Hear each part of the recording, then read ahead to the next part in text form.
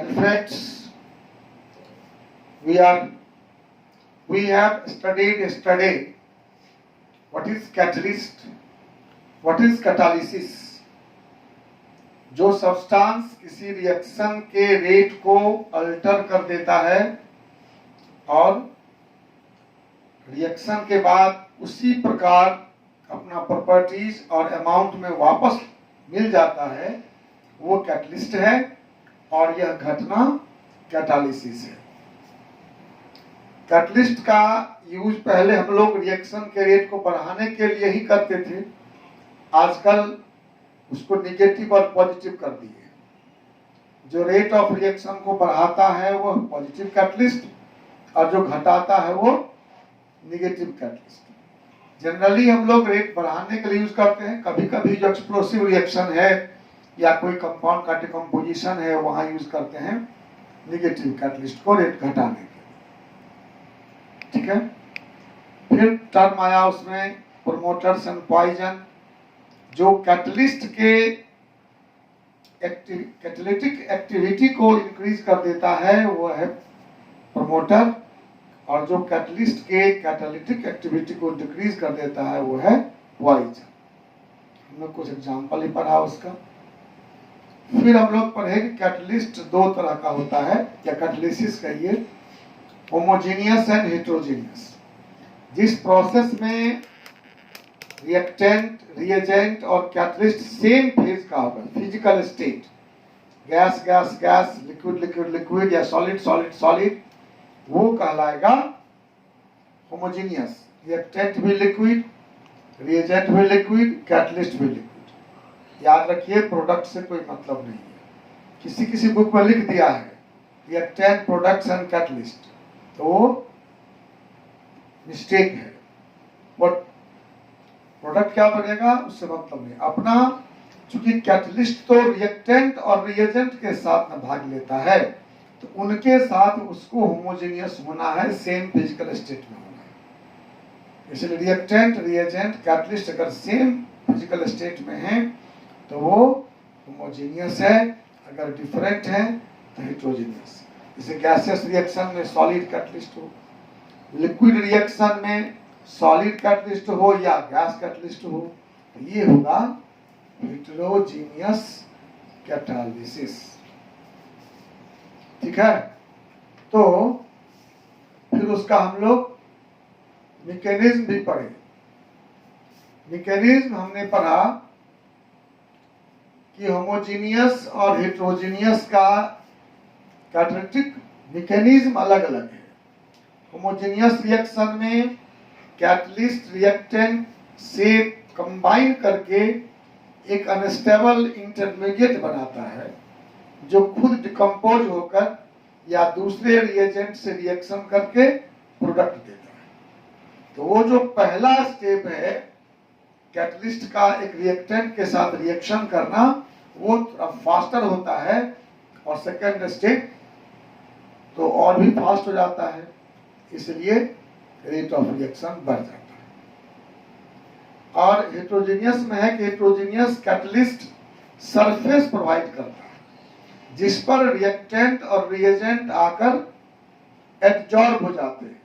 तो पहले आते हैं, फिर एब्जॉर्ब होते हैं, फिर आपस में कंबाइन करते हैं, कुछ देर के लिए बनाते हैं अनस्टेबल इंटरमीडिएट, फिर बनाते हैं प्रोडक्ट, और फिर वो प्रोडक्ट सरफेस पे डिसॉल्व होकर और बल्क में चला जाता है, और कैटलिस्ट खाली रहता है फिर से दूसरे रिएक्शन के लिए। ठीक है, इतना हम लोग पढ़ चुके हैं। आज हम लोग पहले कुछ टर्म्स पढ़ेंगे, फिर आगे बढ़ते हैं। एक टर्म है एक्टिविटी। एक्टिविटी जैसा आप इस वर्ड से समझ गए होंगे, एक्टिविटी मतलब ability of a catalyst to increase the rate of reaction. अगर हम कहेंगे किसी कैटलिस्ट का एक्टिविटी हाई है, इसका मतलब हुआ वह रेट ऑफ रिएक्शन को बहुत ज्यादा गुना बढ़ा देगा। ठीक है, activity of a catalyst refers to its ability to increase the rate of reaction. How many fold it can increase the reaction? कितना गुना बढ़ा सकता है, ये बताता है एक्टिविटी. ठीक है, तो activity refers to the ability of a catalyst to increase the rate of reaction. Rate of reaction को इंक्रीज करने की जो एबिलिटी है, उस एबिलिटी को हम कहते हैं उसका एक्टिविटी. जैसे एंजाइम का एबिलिटी है, वह रेट ऑफ रिएक्शन को 10 पावर 20 टाइम्स बढ़ा सकता है, 10 पावर 40 टाइम्स बढ़ा सकता है. तो हम कहेंगे ability of enzymes are very high. कोई अगर 2 टाइम्स बढ़ाता है, 3 टाइम्स बढ़ाता है, तो उसका एबिलिटी थोड़ा कम है. एबिलिटी के बारे में कल एक बात हुई थी, खासकर हेट्रोजीनियस कैटालिसिस के लिए, और ये टर्म भी आता है सॉलिड कैटालिस्ट के लिए, कि रिएक्टेंट या रिएजेंट जो कैटालिस्ट के सरफेस पर आकर एब्जॉर्ब हुआ, वहां जो बॉन्ड बना, वो बॉन्ड अगर बहुत मजबूत हो गया, ताकि कैटलिस्ट सरफेस से निकल ही नहीं पाया, डिसॉल्व नहीं हो पाया बढ़िया से, तो फिर कैटलिस्ट की एबिलिटी घट जाएगी. और अगर वो बॉन्ड बहुत वीक हुआ, रिएक्शन होने से पहले रिएक्टेंट एजेंट डिसॉल्व होकर चला गया, तो भी एक्टिविटी कम होगी. तो एक्टिविटी हाई होने के लिए सबसे इंपॉर्टेंट बात है, वो है the bond formed between the catalyst and the reactants and reagents, that should be moderate, neither too strong nor too weak. देखा गया है कि हाइड्रोजनेशन रिएक्शन के लिए, आप गौर कीजिएगा, पढ़े हैं 11th में भी, 12th में भी पढ़ेंगे अभी, हाइड्रोजनेशन रिएक्शन मतलब हाइड्रोजन एडिशन. तो आप गौर करेंगे उसमें निकेल कैटलिस्ट है, प्लेटिनम कैटलिस्ट है, पैलेडियम कैटलिस्ट. ये ग्रुप 8 और 9 के जो ट्रांजिशन मेटल्स हैं वही यूज होते हैं, लेकिन उनकी एबिलिटी बहुत हाई होती है. एग्जांपल है ability of metals of group 8 and 9, जैसे nickel, palladium, platinum, etc. are very high for hydrogenation reaction. Hydrogenation reaction मतलब एडिशन ऑफ हाइड्रोजन. आप गौर करेंगे आज के बाद जब भी कोई हाइड्रोजनेशन रिएक्शन पढ़ेंगे जिसमें हाइड्रोजन ऐड होता है, तो आप देखेंगे उसमें कैटलिस्ट होगा निकेल या पैलेडियम या प्लैटिनम. उसमें क्रोमियम या मैंगनीज वो भी हैं कैटलिस्ट, लेकिन इनकी एबिलिटी सबसे ज्यादा है, इनकी एक्टिविटी सबसे ज्यादा है, इसलिए ये सबसे अच्छे कैटलिस्ट होते हैं. रेट ऑफ रिएक्शन को काफी हाई कर देते हैं. कोई दिक्कत? Activity is ability of a catalyst to increase the rate of reaction. जैसे मान लो आप पढ़ते हो, कोई बच्चा 1 घंटा पढ़ता है, उसका माथा गर्म हो जाता है, आगे नहीं पढ़ पाता एक सिटिंग में. कोई ऐसा है कि 2-3 घंटा 4 घंटा लगातार पढ़ सकता है, तो हम लोग क्या बोलेंगे? जो 4 घंटा लगातार पढ़ सकता है, इसकी रीडिंग एबिलिटी अधिक है. रीडिंग एबिलिटी, हर एबिलिटी अलग अलग होता है. खेलने की एबिलिटी अलग है, पढ़ने की अलग है, खाने की अलग है, दौड़ने की अलग है. कोई आदमी दौड़ सकता है 500 मीटर, कोई दौड़ सकता है 5 किलोमीटर. तो जो 5 किलोमीटर दौड़ लेता है क्या बोलेंगे, इसकी रनिंग एबिलिटी बहुत ज्यादा है। तो उसी तरह हर कैटलिस्ट का अलग अलग रिएक्शन के लिए, अलग अलग रिएजेंट के लिए अलग अलग एक्टिविटी होगी। Activity depends on nature of reactant and reagent both. ठीक है। दूसरा है सेलेक्टिविटी। ये बहुत इंपॉर्टेंट बात है। सेलेक्टिविटी बहुत महत्वपूर्ण बात है। हम लोग समझते हैं कि रिएक्टेंट और रिएजेंट हुआ, रिएक्शन किया, प्रोडक्ट बना, कैटलिस्ट उसके रेट को बढ़ाता है। अभी तक हम पढ़े भी हैं, उसमें यही बात, इसी पर विचार किए हैं कि कैटलिस्ट रिएक्शन के रेट को बढ़ाता है। ऐसी बात नहीं है। जो रिएक्शन के रेट को बढ़ाता है वह प्रोडक्ट भी डिसाइड करता है। कैटलिस्ट सेम रिएक्टेंट रहेगा और कैटलिस्ट अगर बदल देंगे तो प्रोडक्ट बदल जाएगा।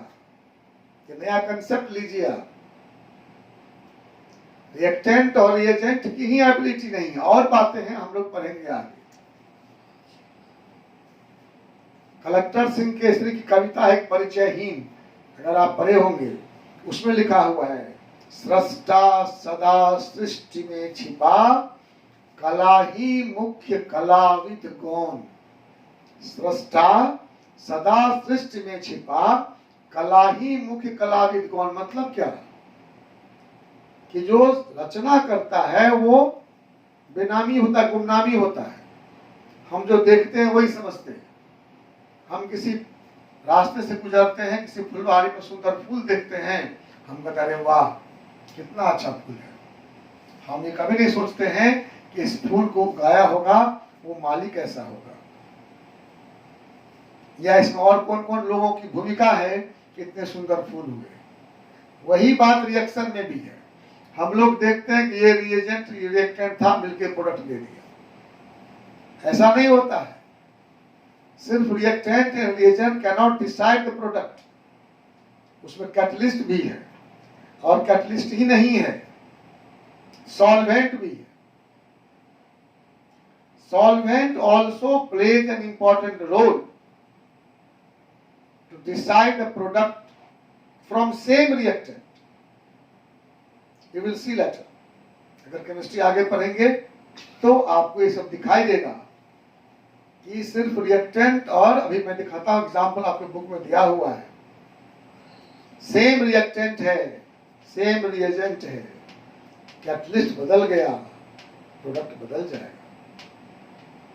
आप पढ़ेंगे, ऑर्गेनिक में आएंगे हम तो आप दिखाएंगे आपको, सेम रिएक्टेंट है, सेम रिएजेंट है, सॉल्वेंट बदल गया, प्रोडक्ट बदल गया। लेकिन ये सब पर्दे के पीछे होते हैं। हमें पर्दे के आगे हम लोग सिर्फ देखते हैं रिएक्टेंट और प्रोडक्ट को कि कार्बन मोनोऑक्साइड हाइड्रोजन से मिला, मीठा अल्कोहल बनाया, और अपने इंडिया में पढ़ाया भी ऐसे जाता है। याद कर लो, होना ये चाहिए उस रिएक्शन के समय जो भी फैक्टर्स हैं सारे बताए जाने चाहिए। ऐसा नहीं होता है। उसे दोनों कारण है, अपना सिलेबस भी डिफेक्टिव है, और जो लोग पढ़ाने वाले हैं उनको आइडिया, जो इंटर में पढ़ लिया, इंटर में ही पढ़ा, इंटर किताब में कहीं चर्चा नहीं है सॉल्वेंट का क्या रोल है, तो उसके बाद पढ़ाता है तो नहीं पढ़ाता। ठीक है। तो ये सेलेक्टिविटी इंपॉर्टेंट पॉइंट है। Selectivity refers to the ability of a catalyst direct a reactant to give particular product. Selectivity refers to ability of a catalyst to direct the reactant to give a particular product. Catalyst में जो वो ability है, जो reactant को निर्देश देता है कि तुम ये प्रोडक्ट बनाओ, मैं हूं तो प्रोडक्ट यही बनेगा। जैसे आप लोग घर में कभी कभी मम्मी को देते हैं डायरेक्शन कि आज खाना यही बना, मेरा यही चॉइस है, बिल्कुल होता है या नहीं, आई डोंट नो, होता भी होगा, होता ही होगा।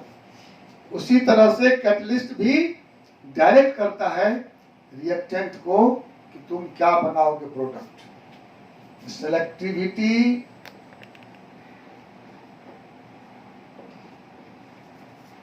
refers to ability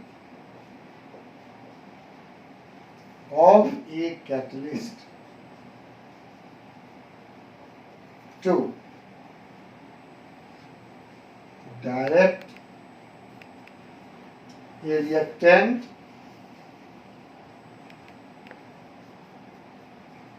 to give particular products। Same reactant रहेगा, सेम रिएक्टेंट, और वो प्रोडक्ट डिफरेंट डिफरेंट दे देगा। जैसे CO और H2 के रिएक्शन से आपके एनसीईआरटी में दिया हुआ आप देखेंगे 3 रिएक्शन। अगर निकेल कैटलिस्ट है तो मीथेन बना है। एग्जाम्पल देखिए, CO gas plus H2 gas nickel solid catalyst है तो मीथेन प्लस वाटर बनता है। ठीक है, CO प्लस H2 के रिएक्शन से मीथेन और वाटर बनता है।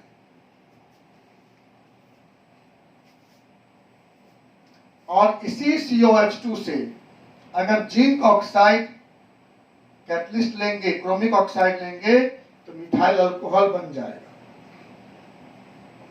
CO gas plus H2 gas, copper, zinc oxide, Cr2O3 catalyst लेंगे तो प्रोडक्ट बन जाएगा मिथाइल अल्कोहल। सेम रिएक्टेंट है, सेम रिएजेंट है, और कैटलिस्ट बदल गया, देखिए क्या हो गया, प्रोडक्ट चेंज कर गया। और अगर कॉपर लेंगे, केवल कॉपर,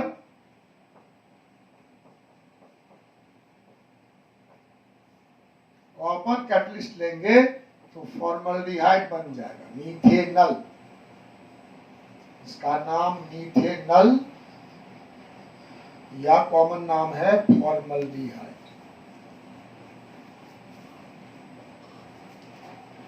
इसका नाम मीथेनॉल और इसका नाम मीथेन। देखिए, तो अब सोचिए कि CO और H2 सेम रिएक्टेंट है, तो फिर इन्हें तो अगर इनकी चलती तो प्रोडक्ट सेम बनता ना, लेकिन नहीं, बदला क्या है, यहाँ कैटलिस्ट बदला है और इससे रिएक्शन का प्रोडक्ट बदल गया। ये कहते हैं सेलेक्टिविटी, सेलेक्टिव।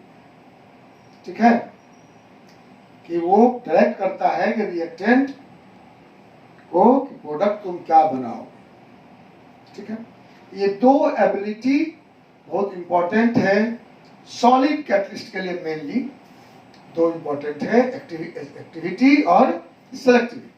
एक्टिविटी हुआ रिएक्शन के रेट को कितना गुना बढ़ाएगा, और सेलेक्टिविटी हुआ कि प्रोडक्ट क्या देगा। अगर कार्बन मोनोऑक्साइड को H2 के साथ आप गर्म कर रहे हैं, निकेल कैटलिस्ट डालेंगे तो मीथेन मिल जाएगा। बदल देंगे जिंक ऑक्साइड, क्रोमिक ऑक्साइड ले लेंगे कॉपर में तो मिथाइल अल्कोहल बन जाएगा। अगर कॉपर सिर्फ लेंगे कैटलिस्ट में तो फॉर्मल्डिहाइड बन जाएगा, मीथेनॉल। ठीक है, ये सब था सॉलिड कैटलिस्ट के बारे में आपको कुछ जानकारी। अब हम आगे बढ़ते हैं तो safe selective catalysis. Safe selective catalysis नाम से कुछ न कुछ तो ज्ञान आपको हो रहा होगा कि what is safe selective catalysis. वो फेनोमेनन जिसमें कैटलिस्ट किसके रिएक्शन को कैटलाइज करेगा, वह डिपेंड करता है कैटलिस्ट का जो सरफेस है उस पर पोर साइज क्या है और जो रिएक्टेंट और रिएजेंट आ रहा है उसका साइज और शेप क्या है। सॉलिड कैटलिस्ट जनरली होते हैं हेटेरोजेनियस कैटलिस्ट। तो हेटेरोजेनियस का क्या पढ़े हैं आप कि वो पहले क्या करता है, फर्स्ट स्टेप में क्या करता है, फर्स्ट स्टेप में एब्जॉर्ब करता है रिएक्टेंट्स और रिएजेंट्स को, अपने सरफेस पर एब्जॉर्ब करता है। तो सरफेस पर जो एब्जॉर्ब करेगा उसमें कुछ ऐसे कैटलिस्ट हैं जिनके सरफेस में कैविटीज होते हैं, उस कैविटी में एब्जॉर्ब करता है। कोई अपने प्लेन सरफेस पर ऊपर जो एटम सब है उसमें एब्जॉर्ब कर लेता है, और कुछ में कैविटीज होते हैं जिस कैविटीज में एब्जॉर्ब करता है। तो जो कैटलिस्ट रिएक्टेंट या रिएजेंट को अपने कैविटीज में एब्जॉर्ब करेगा तो उसमें तो होगा ना कि उसका जो कैविटी है, जो कैटलिस्ट रिएक्टेंट का शेप और साइज है वह मैच होना चाहिए। जैसे मान लीजिए कि ऐसा कैविटी है, कैटलिस्ट के सरफेस पर ऐसा कैविटी है और रिएजेंट ऐसा, तो इसमें यह एब्जॉर्ब होगा। कैविटी कैसा है, हाफ सर्कुलर, और रिएजेंट कैसा है, रेक्टेंगुलर। ये फिट होगा इसमें? नहीं होगा। इसके लिए कैसा चाहिए रिएजेंट, इस टाइप का हो, गोल जैसा, इसमें फिट हो जाएगा। This is known as shape selective catalysis, the phenomenon in which catalysis depends on pore structure of the catalyst and shape and size of the reactants and products. Obvious है कि reactant absorb होगा तो product भी उसी shape का बनेगा लगभग, इसलिए ये हुआ shape selective catalysis. Next term है हमारा shape selective catalysis. Shape selective catalysis, the phenomenon in which catalysis depends on pore structure of catalyst and shape and size of reactants and products. Products is not very important. Is called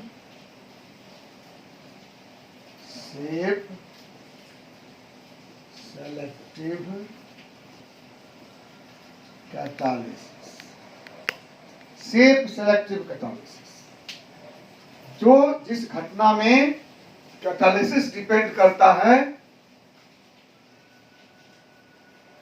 किस पर, pore structure of catalyst and shape and size of reactants and reagents that is called shape selective catalysis. आगे हम लोग detail में पढ़ेंगे enzyme catalysis, वो भी safe selective catalyst ही है। लेकिन अभी जो हम एग्जांपल दे रहे हैं आपको वो है जियोलाइट। इसका एग्जांपल है जियोलाइट। What is zeolite? आपने नाम सुना होगा। जियोलाइट है aluminium silicate, sodium aluminium silicate. Sodium पते पोटासियम भी हो सकता है, क्लास है एक, मोस्ट इंपॉर्टेंट यही है। Sodium aluminium silicate is known as zeolite. इसकी विशेषता क्या है? It has honeycomb like structure. It has honeycomb like structure. इसमें हनीकॉम्ब लाइक स्ट्रक्चर है। हनीकॉम्ब समझते हैं? मधुमक्खी का देखे हैं कभी? हाँ, वही हनीकॉम्ब हुआ। वो जो उसमें होल देखे होंगे, होल या पिजन होल, कबूतर खाना खाए देखे हैं कभी? कबूतर रखने के लिए बनता है, उसमें होल बना रहता है। तो जियोलाइट के ऊपर भी ऐसे ही होल्स होते हैं उस सरफेस पर। तो उस होल में जो रिएक्टेंट फिट हो पाएगा, सिर्फ उसी के रिएक्शन को कैटलाइज करेगा। नहीं, जो होल में फिट नहीं हो पाएगा उस रिएक्शन को कैटलाइज नहीं कर पाएगा। So zeolite is known as shape selective catalyst. Zeolite is known as shape selective catalyst. आपसे कभी पूछेगा तो क्या बोलेंगे? Zeolite is a safe selective catalyst। मतलब यह सभी रिएक्टेंट या रिएजेंट के रिएक्शन को कैटलाइज नहीं करेगा। यह किसी पर्टिकुलर साइज का जो रिएजेंट होगा, जो इसके उस होल में फिट हो पाएगा, सिर्फ उसी रिएक्टेंट या रिएजेंट के रिएक्शन को यह कैटलाइज करेगा। So it is called shape selective catalysis. और याद रखिए, आगे अगला एग्जांपल हमारा होगा enzyme catalysis. Enzyme is also shape selective catalyst. चर्चा हम बाद में करेंगे। दूसरा एग्जांपल है enzymes. Enzymes are also shape, इसको विस्तार से पढ़ेंगे हम, सेफ सेलेक्टिव कैटलिस्ट। ठीक है। जियोलाइट का काम क्या है आप शायद समझे भी होंगे। पेट्रोलियम इंडस्ट्रीज में अल्कोहल से जो पेट्रोल बनाते हैं आजकल, अल्कोहल से पेट्रोल, आपने कभी सुना होगा, हो सकता है न्यूज में, कि अब अल्कोहल से ही गाड़ियां चलेंगी। तो अल्कोहल से गाड़ी चलेगी तो लोग चिंता में पड़ गया कि गाड़ी कहीं ज्यादा अल्कोहल पी लिया, तब तो ड्राइवर पीता है अल्कोहल तो बेहोश होकर गाड़ी उल्टा देता है, और गाड़ी पी लेगा तब क्या होगा?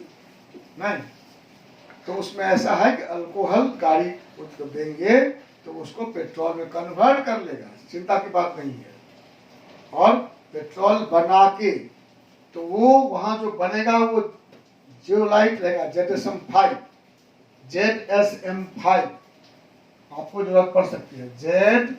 ZSM5 converts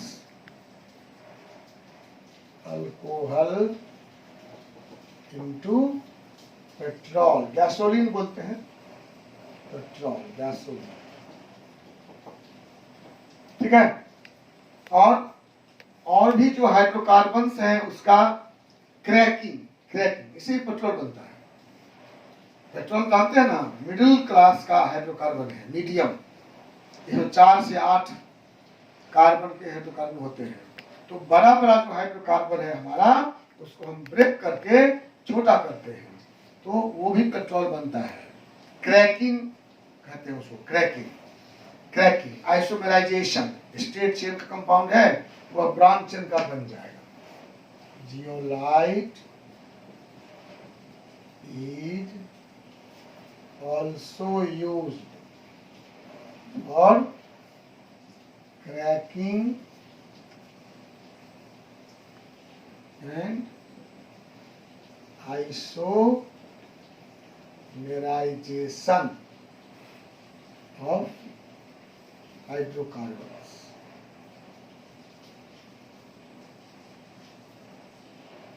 To give petrol. Another thing also, तो जियोलाइट का मेन यूज यही है कि वो अल्कोहल से ही बना सकता है पेट्रोल, और हैवियर हाइड्रोकार्बन्स के क्रैकिंग से, cracking means breaking into smaller form, and isomerisation means straight chain से ब्रांच चेन बन जाएगा।